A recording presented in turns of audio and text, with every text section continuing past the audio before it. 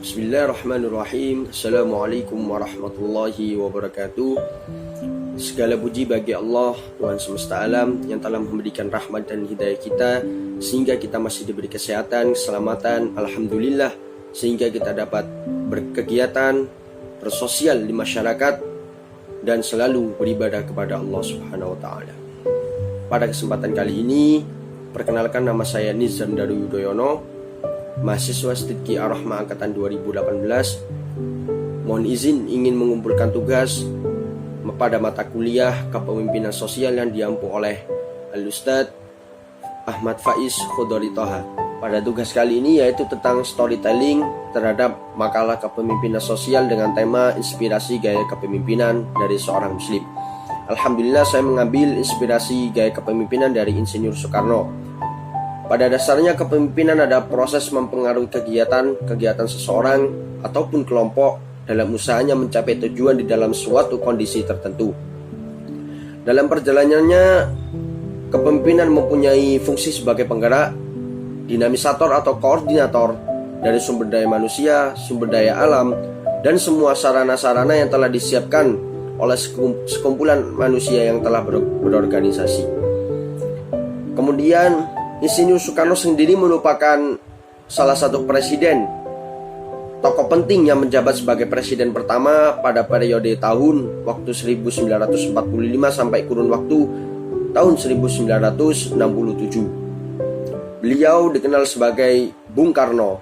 Kita tahu sendiri, beliau lahir di Surabaya pada tanggal 6 Juni 1901 dan meninggal di Jakarta pada tanggal 21 Juni 1970. Dalam hidupnya, Presiden Soekarno memiliki banyak segudang prestasi yang beliau dapatkan sepanjang hidup. Dan ketika beliau menjabat sebagai kepala negara pertama di Indonesia, adapun prestasi beliau yakni menjadi proklamator kemerdekaan yang membawa seluruh masyarakat untuk percaya kepadanya bahwa Indonesia akan mendapatkan eksistensi di dunia. Kemudian, dari latar belakang di atas, saya pribadi atau penulis mengambil rumusan masalah yang akan dibahas pada selanjutnya yang mengacu pada bagaimana gaya kepemimpinan Insinyur Soekarno dalam memimpin negara Indonesia sehingga mendapatkan pengakuan dan eksistensi di dunia, sehingga bagaimana gaya kepemimpinan beliau pada masanya dapat mempengaruhi masyarakat ketika itu. Yang mana rumusan masalah yang pertama yaitu bagaimana biografi Insinyur Soekarno. Yang kedua yaitu bagaimana gaya kepemimpinan Insinyur Soekarno terhadap masyarakat Indonesia. Dari rumusan di atas, tujuannya yaitu tentang untuk mengetahui gaya kepemimpinan Insinyur Soekarno. Yang kedua, mengetahui biografi Insinyur Soekarno. Kemudian manfaat dari makalah yang saya buat atau makalah yang saya kerjakan, yakni menjadi media edukasi kepada pembaca tentang kepemimpinan sosial yang terinspirasi salah satu tokoh berpengaruh seperti Insinyur Soekarno. Kemudian yaitu menjadi rujukan atau meniru gaya kepemimpinan Insinyur Soekarno dalam menerapkan kepemimpinan sosial. Kemudian saya mengambil dasar teori, ada dua. Yang pertama yaitu teori neokarismatik, yang kedua yaitu teori Spencer, yang dimana di dalamnya ada 6 kompetensi. Dimana dalam dasar teori ini saya dapat memperkuat pembahasan yang saya kerjakan, sehingga makalah ini dapat dikatakan sebagai makalah yang baik.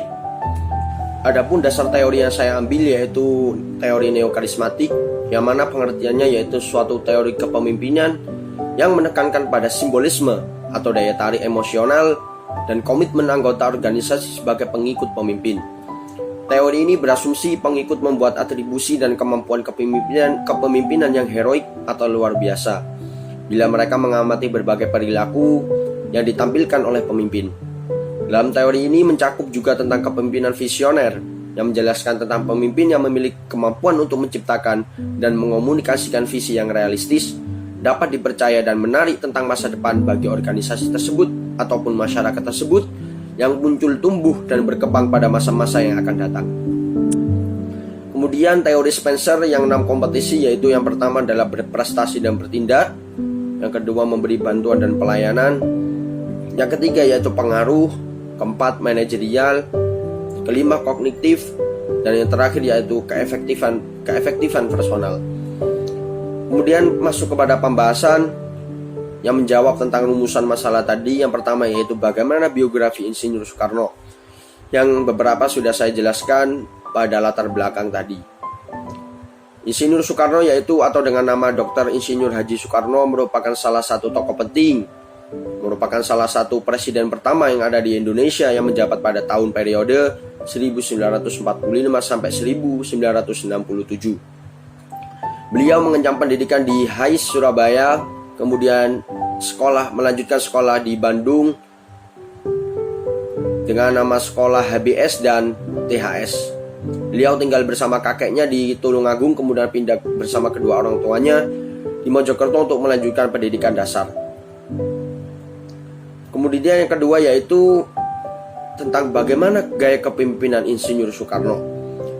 Gaya kepemimpinan Insinyur Soekarno yang diterapkan yaitu berorientasi pada moral dan etika ideologi yang mendasari negara atau partai, sehingga sangat konsisten dan sangat fanatik, di mana gaya kepemimpinan tersebut cocok digunakan pada era tersebut. Sifat kepemimpinan yang dimiliki oleh beliau yaitu percaya dirinya tinggi, kemudian penuh karismatik, daya tarik, penuh inisiatif dan inovatif, serta kaya akan ide kreatif dan gagasan baru. Sehingga salah satu puncak kepemimpinannya yakni pernah menjadi panutan dan sumber inspirasi pergerakan kemerdekaan dari bangsa-bangsa Asia dan Afrika, serta ketergantungan lepas dari negara-negara barat, yakni negara Amerika dan Eropa atau sekitarnya.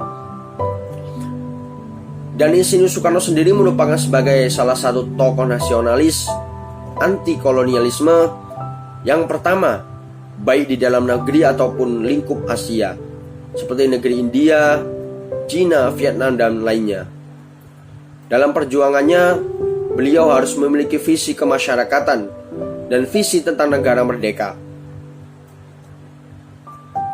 Kemudian, prinsip yang dimiliki oleh Insinyur Soekarno dalam politik atau mempersatukan gaya elit beliau, yakni tentang semua anggota duduk bersama di dalam suatu meja atau di satu meja makan, sehingga beliau memperhatikan asal-usul daerah, suku, golongan, dan juga partai. Baik, ini merupakan beberapa poin dari storytelling yang dapat saya jelaskan. Dalam kesimpulannya yaitu Insinyur Soekarno dapat menerapkan dasar-dasar teori dari kepemimpinan itu sendiri, yang mana dalam kepemimpinannya masyarakat bisa percaya kepada beliau karena beliau menerapkan dasar teori ini tentang teori neokarismatik dan teori Spencer, yang dimana beliau juga dapat mengomunikasikan visi dengan baik, kemudian menciptakan ide yang realistis dan penuh percaya diri untuk menarik tentang masa depan mereka atau masyarakat mereka. Demikian yang dapat saya sampaikan. Apabila ada kata-kata yang kurang berkenan, saya Nizam Daru mohon maaf. Sekian, wassalamualaikum warahmatullahi wabarakatuh.